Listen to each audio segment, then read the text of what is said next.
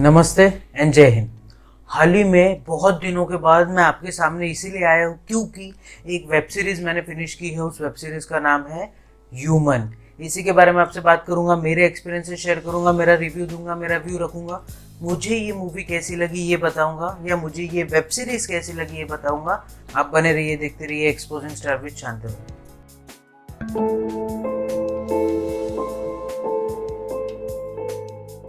तो हाल ही में मैंने एक वेब सीरीज देखी डिज्नी प्लस हॉटस्टार की, और उसका नाम है ह्यूमन। अब सबसे पहले इसके स्टारकास्ट की बात कर लेते हैं। सबसे पहले इसमें है मेरी पर्सनल फेवरेट शेफाली शाह। गाना बजाओ।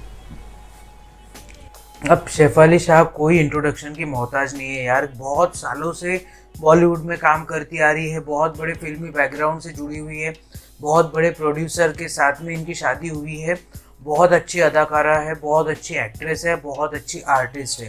फिर भी शेफाली शाह को हम लोग जानते हैं ब्रदर्स जैसी एक मूवी से। ब्रदर्स मूवी जिसमें अक्षय कुमार थे, सिद्धार्थ मल्होत्रा थे, उसमें शेफाली शाह ने एक छोटा सा रोल किया था। छोटा सा या ठीक ठाक सा रोल था। इसके अलावा शेफाली शाह ने और एक मूवी में काम कर रखा है। उस मूवी का नाम है वक्त, रेस अगेंस्ट टाइम। ये मेरी बहुत फेवरेट मूवी थी यार, मुझे बहुत अच्छी लगी थी। पता नहीं मूवी क्यों नहीं चली, बट मूवी अच्छी थी। इसके अलावा इसमें कौन है? इसमें है कीर्ति कुल्हारी।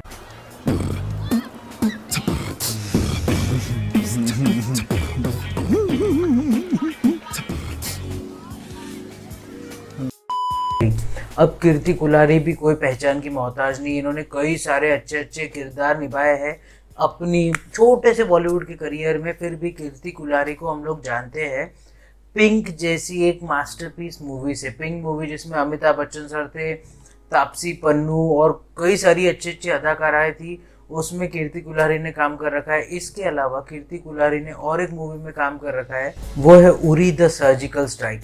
छोटा सा ही भले उनका रोल हो उरी द सर्जिकल स्ट्राइक में, बट उसमें भी इन्होंने काम कर रखा है।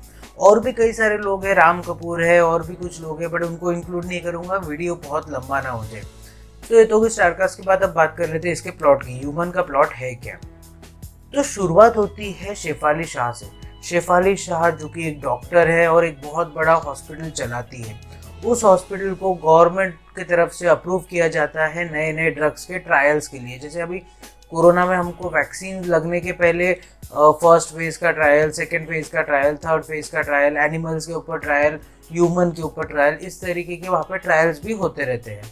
अब शेफाली शाह बहुत ही एक अच्छी डॉक्टर रहती है, बहुत पॉजिटिव किरदार है उनका। उस पॉजिटिव किरदार की डॉक्टर, मतलब जो अपने पेशे को ही अपना धर्म मान लेती है, पूरी इंसानियत को बचाने के लिए खड़ी हो जाती है। और सेम डॉक्टर रहती है कीर्ति कुल्हारी। अब ये दोनों एक जैसी डॉक्टर, एक जैसा इनका विचार, एक जैसा इनका मोटो, सब चीज़ें एक जैसी रहती है। Sorry sir. पर शेफाली शाह के ही हॉस्पिटल में कुछ काले धंधे चलते रहते हैं। वो ये है कि ये जो बड़ी बड़ी फार्मा कंपनीज है, बड़ी बड़ी ये जो लोग हैं ना जो वैक्सीन बनाते हैं, वो बैन ड्रग्स भी उन वैक्सीन में मिला देते हैं, जिसकी वजह से गवर्नमेंट इनको अप्रूव नहीं करती है। गवर्नमेंट इनको ह्यूमन के ऊपर ट्रायल करने से मना कर देती है। बट बड़ी चालाकी से ये बड़ी बड़ी कंपनीज वो सारी रिपोर्ट छुपाकर किसी तरीके से ह्यूमन के ऊपर में वो ट्रायल चलते रहता है। अब एक बंदे की उसमें हो जाती है मौत, क्योंकि गवर्नमेंट ने बैन कर रखा है कि ह्यूमंस के ऊपर इसको ट्राई मत कीजिए, क्योंकि अगर ह्यूमंस के ऊपर आप इसको ट्राई करेंगे तो उनकी डेथ होने की संभावना बढ़ जा रही है। पर ये फार्मा कंपनीज अपना इतना उसमें पैसा लगा चुकी है, इतनी अपनी मेहनत लगा चुकी है, इतना अपना टाइम इन्वेस्ट कर चुकी है कि अब फार्मा कंपनी पीछे हटने को तैयार नहीं है चंद पैसों के लिए। पर शेफाली शाह को ये चीज़ मालूम नहीं है, क्योंकि उनसे वो एक डॉक्यूमेंट जो होता है वो एक डॉक्यूमेंट छुपाया जाता है। बड़ा हरामी हो बेटा। धड़ल्ले से ये ड्रग की टेस्टिंग ह्यूमंस के ऊपर में चलती रहती है। लोग मरते रहते हैं, लोग कटते रहते हैं, लोग मरते रहते हैं, और इनका बहुत ही सफाई से इन लोगों की ऑटोप्सी रिपोर्ट हो गई, ये सब चीज़ें मिसमैनेज करके इनको नहीं दिया जाता। और कई सारे गरीब घर के लड़के रहते हैं, कई सारे गरीब लोग रहते हैं जिनको अनजाने में पता नहीं होता है कि हम लोग जिनको यहाँ पे ड्रग ट्रायल के लिए ला रहे हैं, हम उनकी जान खतरे में डाल रहे हैं। बट वो गरीब बेचारे लड़के हैं जिन लड़कों को पैसे की बहुत तंगी है, पैसे की बहुत ज़रूरत है, वो चाहे अनचाहे जाने अनजाने इसका हिस्सा बन जाते हैं। अब किस तरीके से शेफाली शाह या कीर्ति कुलारी इस ड्रग रैकेट को एक्सपोज कर पाएंगी, और अगर नहीं तो किस तरीके से, क्या शेफाली शाह कहीं नेगेटिव किरदार में तो पलट नहीं जाएगी, या फिर कीर्ति कुलारी तो कहीं नेगेटिव किरदार में नहीं पलट जाएगी, या फिर ये दोनों अपनी जान से तो हाथ में ही धो बैठेगी। और आखिर कितने लोग इस ह्यूमन ड्रग ट्रायल में मारे जाएंगे, और अगर ये नहीं पकड़े गए तो क्या होगा इतने बड़े हॉस्पिटल का। और इतने बड़े हॉस्पिटल में वो कौन एक बंदा है जो ये सब मैनिपुलेट कर रहा है, इन सब चीज़ों के बीच में सारी स्टोरी झूलती है।